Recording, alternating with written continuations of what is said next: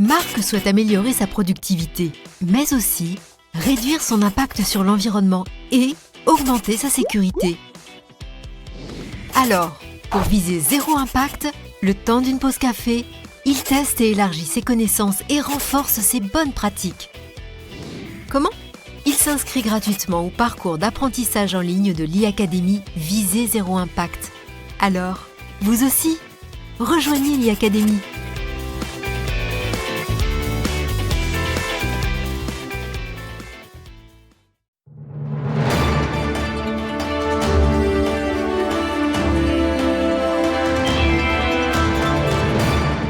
Mesdames, Messieurs, bonjour, ravi de vous retrouver pour cette nouvelle édition du JT Cultures et Marchés. Nous commencerons cette émission en évoquant la révision à la baisse des surfaces de maïs par l'USDA. Nous mettrons ensuite le cap sur l'Europe, mais aussi sur le continent américain où le Weather Market fait son grand retour. Nous tenterons ensuite de comprendre pourquoi l'Algérie achète si peu de blé. Enfin, nous donnerons les premières estimations de production de blé en France. Surprise, le rapport USDA baisse de plus de 5% son estimation des surfaces de maïs aux États-Unis pour désormais s'afficher à 37,23 millions d'hectares. Et ce n'est pas neutre. À rendement constant, la production passerait ainsi de 406 millions de tonnes à 381 millions de tonnes. Ce chiffre pourrait être revu car les conditions de culture se dégradent suite à une vague de chaleur sur la Corn Belt. Il vous faut donc suivre l'évolution des conditions climatiques outre-Atlantique.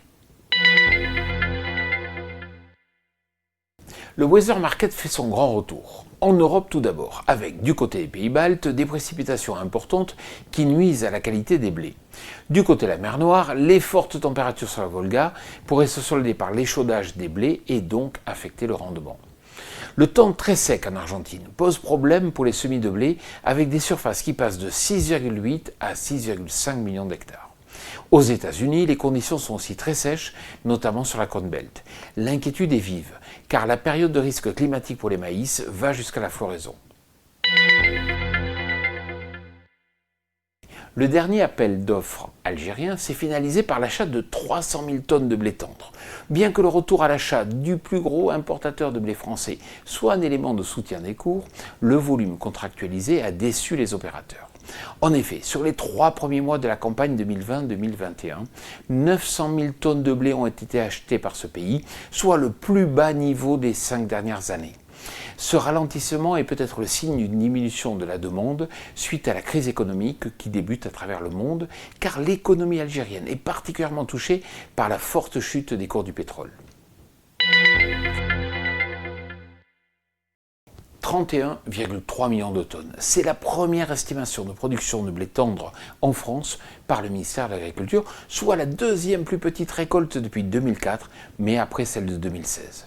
Le rendement moyen serait de l'ordre de 71,7 quintaux par hectare contre 79,1 quintaux par hectare l'an passé. L'ouest de la France enregistrerait les plus fortes baisses. Les surfaces de blé tendre sont aussi en net recul, atteignant leur plus bas niveau depuis 2003 à 4,4 millions d'hectares. De telles estimations seront bien sûr à confirmer sur le terrain. Voilà, comme je vous le dis chaque semaine, si vous recevez un email qui vous informe de la mise en ligne de ce JT, aidez-nous à mieux faire connaître notre émission en le partageant au maximum avec tous vos amis, avec tous vos collègues.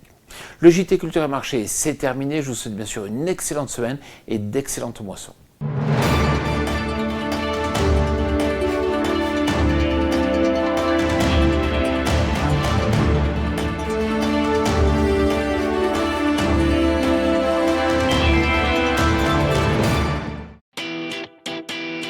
Marc souhaite améliorer sa productivité, mais aussi réduire son impact sur l'environnement et augmenter sa sécurité.